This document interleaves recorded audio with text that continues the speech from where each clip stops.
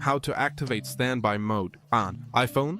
As we can see, it shows a clock that you can perfectly customize if you wish. Well, today we are going to see how to do it. First of all, you are going to unlock your phone and go to the settings app over here. And simply, within settings, you will scroll down and look for an option called standby, which is this one over here, or it is also referred to as sleep mode. So when you find it, just tap on it, and the option will appear here. You need to have it set up this way. Activated. If you want to configure it a bit more and enable or disable some features, you can simply set it here to activate automatically. Whether you want a filter at night to avoid straining your eyes, if you want to activate it with movement, and if you want notifications to be displayed there and previewed only by tapping.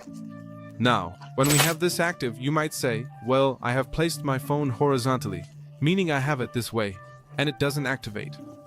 Well, this option will only activate when the phone is charging and in horizontal mode.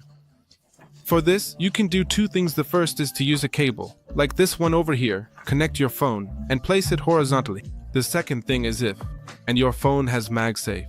Or basically that when you place a device that allows it on wireless charging, it will receive a charge.